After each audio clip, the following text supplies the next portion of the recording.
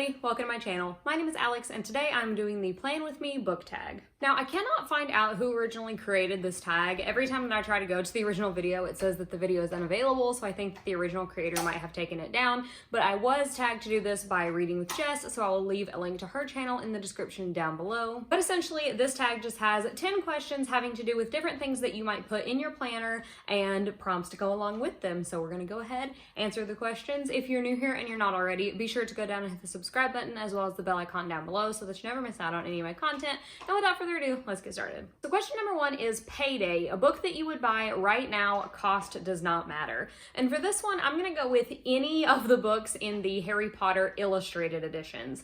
I have been having my eye on those for years now since they started releasing them, and I think that they are absolutely beautiful. If you guys don't know, I have a 3-year-old son, and I do, when he gets a little bit older, I definitely want to get the illustrated editions and read them with him. I think that would be a great way to introduce him to the story, but they are pretty expensive, especially like the newest ones that they come out with. So that's why I haven't bought them yet. It's gonna be a little while, but if cost was not an issue, I'd be picking those up right now. Question number 2 is Pay a Bill, a book that you would get rid of right now. And for this, I'm going to pick In Paris with You by Clementine Beauvais. I did actually wind up reading an e-arc of this, and I did not particularly enjoy it. And then I won a giveaway from Wednesday Books, and this was one of the books in the package that I won. I didn't particularly want it. It was a surprise package. I had no idea it was going to be in it. This has just been on my shelf for a while, but sneak peek, I'm going to be doing an unhaul before too long, so be looking out for this one in there. Question number 3 is Doctor's Appointment, a book that always makes you feel better when you're feeling down.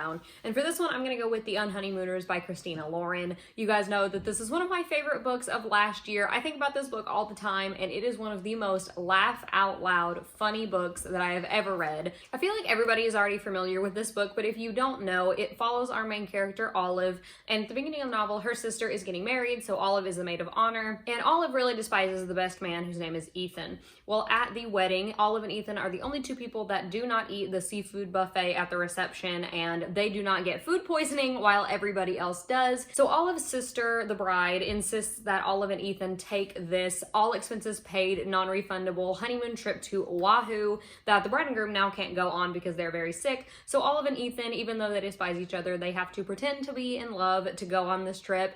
It is hilarious, the perfect rom-com, and it always just, every time I think about it, I smile and I laugh, and it is one that I feel like would make a perfect movie, and it just reads so well. It's so fast. Again, I feel like everybody's already read this one by now, but if you need a pick-me-up, this is the perfect solution. Number 4 is Meeting, a book or series that you felt obligated to read because of the hype. And for this one, I'm going to go with A Court of Thorns and Roses by Sarah J. Maas. Now, I am a Sarah J. Maas fan. I have read the entire Throne of Glass series and really enjoyed them. This one I was interested in because it is a fairy tale retelling of Beauty and the Beast, and it's set in a fae kind of world like Sarah J. Maas is known for. And I was interested in it, definitely, but when I first picked it up, I definitely did so because of the hype, and particularly because of the hype around the second book, A Court of Mist and Fury. So if you guys watched my April TBR video, you'll know that I am reading this and the next book for my TBR throughout the month of April. I will let you know I have already reread this one, and I'm getting ready to pick up A Court of Mist and Fury. So this was definitely worth the hype, but that is the initial reason why I picked it up. Number 5 is Lunch Date, a book or series that you fell in love with because a friend recommended it to you.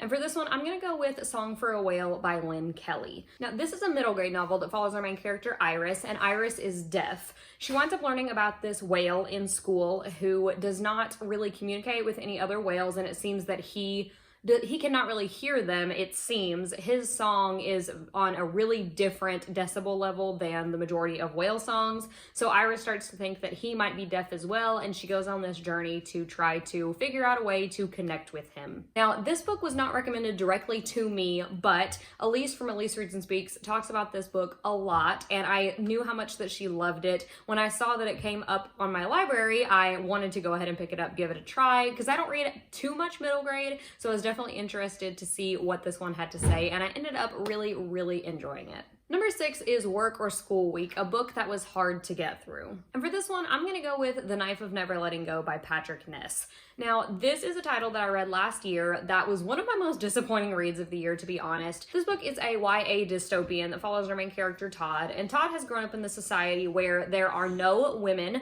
his entire community is men, and they can all read each other's thoughts. Well, one day Todd wanders into this place and he doesn't hear anything. It's complete silence, which has never happened to him before, and he also stumbles upon a girl. So he starts to question everything that he's ever known, and they end up going on this wild ride to figure out what is happening. And this one took me forever to read. Now, granted, it is a longer book. It's about 500 to 600 pages long, I believe, but it took me so long because I felt like nothing was happening. I don't mind reading a 500 or 600 page book if the plot is going to propel me forward, but I've said this in multiple videos. The beginning, 100 pages of this book was good because it set up the action, and then we got about 400 pages of just them running and nothing is happening, and then the last 50 pages is a little bit more action. So it took me forever to get through because it just did not have a plot whatsoever. Number 7 is Gym Day, a book that got your heart pumping because it was such an exciting page turner. And for this one, I'm gonna go with Verity by Colleen Hoover. Now, I've heard mixed reviews about this one. A lot of people that really like Colleen Hoover absolutely loved this, but I have heard from other people that read more mystery thrillers that it wasn't so great.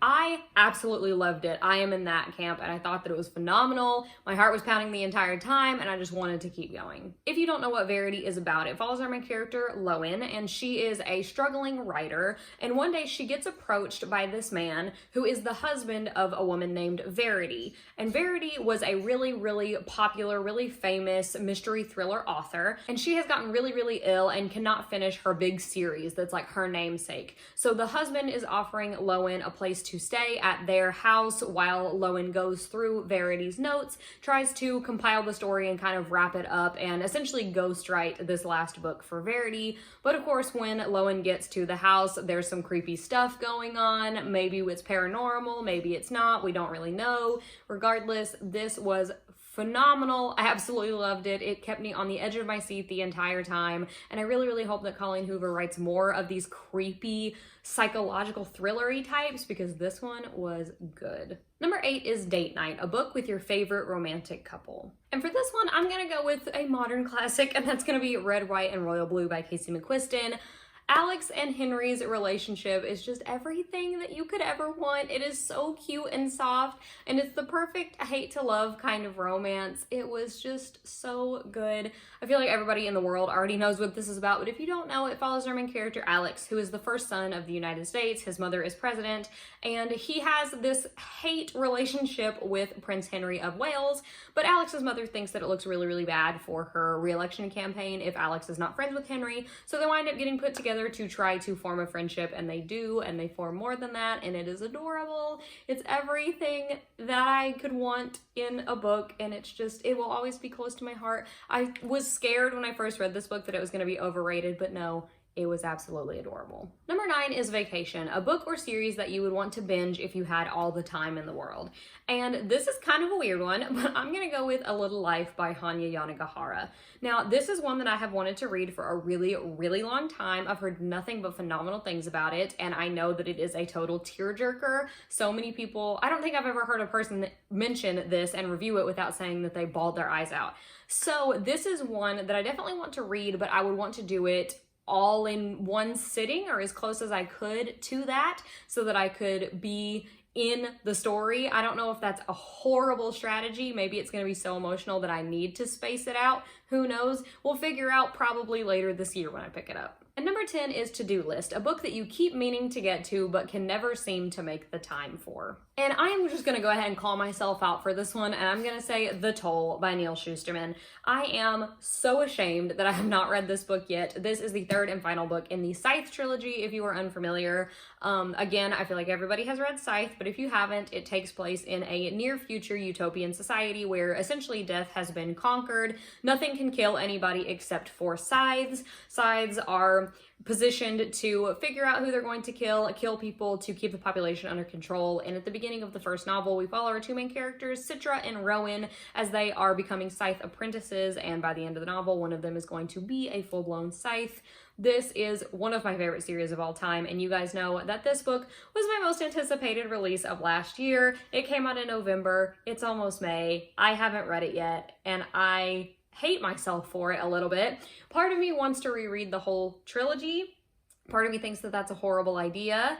I don't know. This is chunky. I'm a little intimidated. I've been trying to stay away from reviews for the most part, so I don't really know what people are thinking about this. I want to form my own opinion, but just like, please go shame me in the comments, especially if you have read this, and it just like, don't spoil anything, but just get me to read it because I need to finish this trilogy so bad. But that is it for the Plan With Me book tag. Let me know your thoughts in the comments down below, and let me know if you keep a bookish planner. As always, if you enjoyed today's video, please be sure to go down and give it a big thumbs up, as well as hitting the subscribe button and the bell icon down below so that you never miss out on any of my content. So until next time, bye!